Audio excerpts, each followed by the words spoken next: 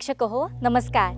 अध्यात्म आणि विज्ञानाच्या या समन्वय प्रदान भूमीत विश्वधर्मी प्राध्यापक डॉक्टर विश्वनाथ दा कराड सरांच्या संकल्पनेतून साकारलेल्या या ज्ञान मंदिरात तुम्हा सर्वांचं मनापासून स्वागत। मन करारे प्रसन्न अशी शिकवण सगळ्या संतांनीच आपल्याला दिली आहे। हे मन नेमकं शांत कसं ठेवायचं याचसाठीचा आरोग्य विषयाचा हा विशेष कार्यक्रम व्याधी निवारणार्थ स्वास्थ्य रक्षणार्थ असणारा हा विश्वशांती दर्शनचा नवा कार्यक्रम आभा आणि जीवनशैली। मित्रांनो, आभा आणि जीवनशैली या आरोग्य विषयीच्या कार्यक्रमात आजच्या भागात देखील आपण ह्या आभेविषयीची अधिक माहिती घेणार आहोत।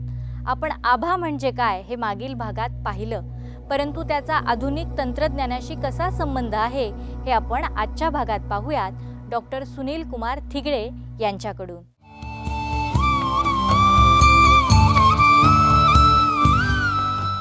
आधुनिक तंत्रज्ञानाच्या माध्यमातून अनेक प्रकारांना हा ऑरा ओळखता येऊ लागला आणि ह्या ऑराचे विविध उपयोग हे अनेक गोष्टींमधून व्हायला सुरुवात झाली। त्याच्यावर संशोधन झालं आणि संशोधनातून जी फ्रिक्वेन्सी, ह्या फ्रिक्वेन्सीचाही विचार हा केला गेला आणि एनर्जी आणि फ्रिक्वेन्सी ह्या दोन गोष्टी म्हणजे ऊर्जा आणि लहरी ह्या दोन गोष्टींमधून जे काही निष्पन्न झालं त्यातून ऑराला आणखीनच संशोधनात्मक रूप प्राप्त झालं। ज्या वेळेला आपण लहरीचा फ्रिक्वेन्सीचा विचार करतो त्यावेळेला बऱ्याच वेळा आपण म्हणतो की एखाद्या ठिकाणी गेल्यानंतर, एखाद्या स्थळी गेल्यानंतर, एखाद्याच्या घरात गेल्यानंतर किंवा अनेक ठिकाणी आपण ज्या वेळेला जातो त्यावेळेला काही ठिकाणी आपल्याला काही चांगली व्हायब्रेशन्स मिळतात तर काही ठिकाणी आपल्याला निगेटिव्ह व्हायब्रेशन्स मिळतात। शेवटी तो त्या जागेचा ऑरा असतो, म्हणजेच तिथली फ्रिक्वेन्सी आपल्या बॉडीशी मॅच न झाल्यामुळे तिथे जे काही फरक जाणवतात किंवा चांगलं वाटतं त्यामुळेच आपल्याला ऑरा तिथला कसा आहे तो समजणं सोपं जातं। त्याचबरोबर अनेक ठिकाणी आपण पाहतो की काही व्यक्ती आपल्या समोर आल्यानंतर आपल्याला असं जाणवतं की ह्या व्यक्तीशी आपण खूप वेळ बोलत राहावं, कारण का आता आपण नेहमीच्या शब्दामध्ये म्हणतो की त्यांची माझी वेवलेंथ जुळली।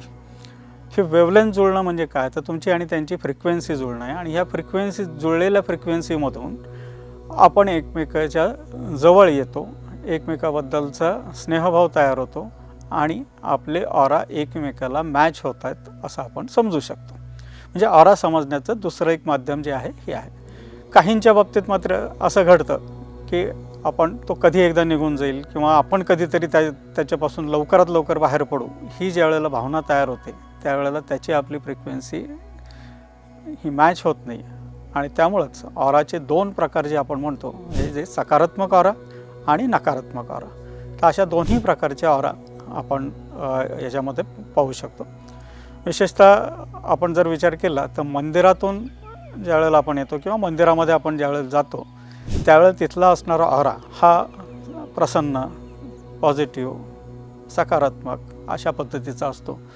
तर आपण स्मशानासारख्या ठिकाणी गेल्यानंतर किंवा एखाद्या दुर्गंधीयुक्त किंवा खराब ठिकाणी गेल्यानंतरचा जो ऑरा असतो हा नकारात्मक असतो। तर ह्या ऑराचे दोन प्रकार जे आहे सकारात्मक आणि नकारात्मक अशा पद्धतीने याचे दोन भाग पडतात। ऑरा ज्या वेळेला बघितला जातो त्यावेळेला बाह्य ऑरा आणि अंतर्गत ऑरा असेही दोन भाग पडतात। आंतर ऑरा हा शरीराच्या आतील भागातला, म्हणजे आम्ही आता मानवी शरीराच्या संदर्भामध्ये बोलतो, तर बाह्य ऑरा हा जो आहे हा आपल्या शरीराभोवतीचं जे तेजोवलय आहे किंवा जे बायोमॅग्नेटिक फील्ड आहे या संदर्भात सांगतो।